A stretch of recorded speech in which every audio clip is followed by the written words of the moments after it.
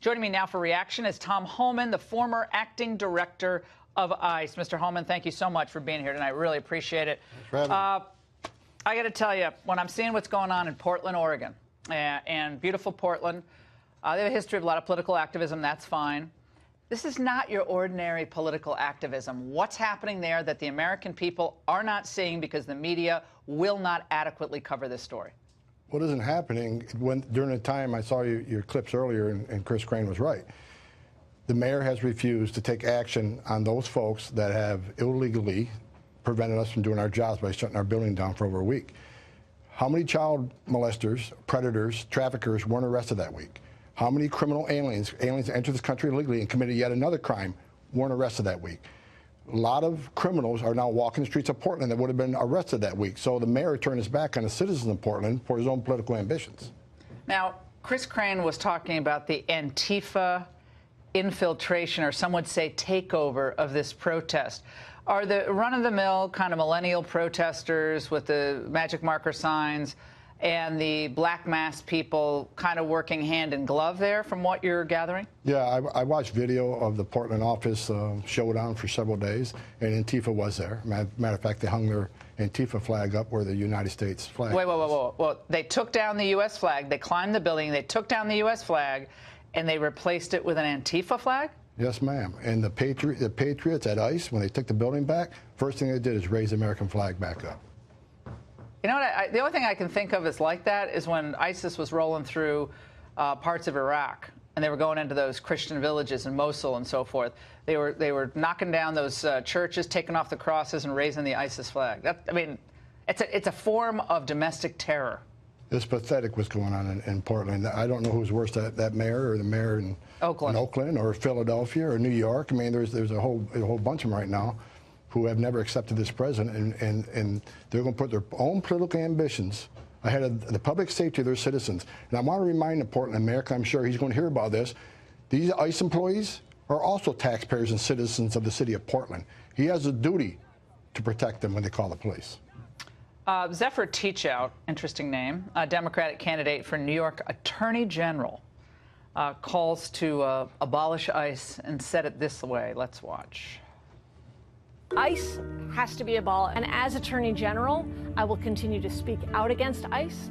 I will prosecute ICE for their criminal acts. We have stories of consistent abuse within ICE. The idea that we could call this law enforcement is a real offense to the idea of law itself. A real offense. I think she's mixing up her, I think she means offense, but that's okay. Well, I've never seen that video, but now I'm more irritated, and I wasn't walked in here knowing what we're going to cover. That Attorney General candidate, I hope that's as far as she gets. Look, prosecute ICE agents. ICE officers and agents have taken more than 5,000 criminal aliens off the streets of New York that walked out of their sanctuary jails. ICE has done more for public safety in that state than their own governor has.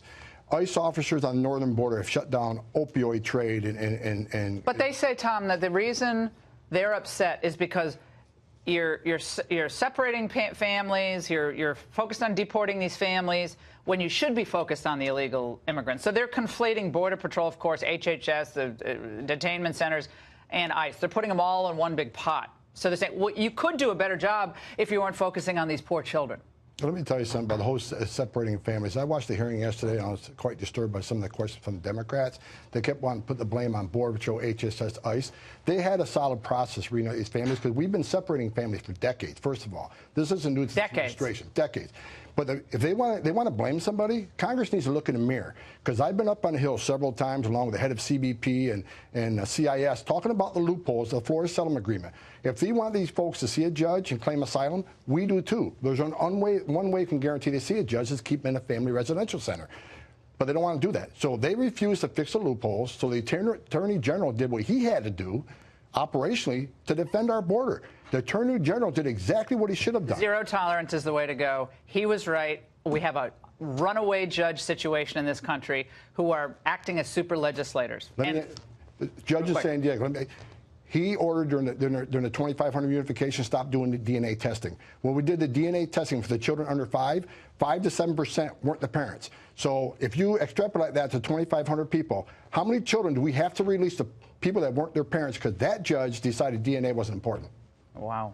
And the 20% of the kids were not brought across by their own parents. 2,500 children separated. There's 10,000 children in custody HHS that were separated by their parents who hired a criminal organization to put their kid in the trunk of a car and smuggle them to the United States. Who are these parents? That is child abuse. Who are these parents who send their kids across the border alone? I'm sorry, but what kind of what kind of parent does that? I watched clips earlier claiming the administration of child abuse. The child abuse is hiring a criminal organization to put your kid in the trunk of a car and smuggle them to the United States. Tom Homan, hey, great to see you. Appreciate you. Miss you over there at Homeland. Thanks so much. I'm in the fight. All right.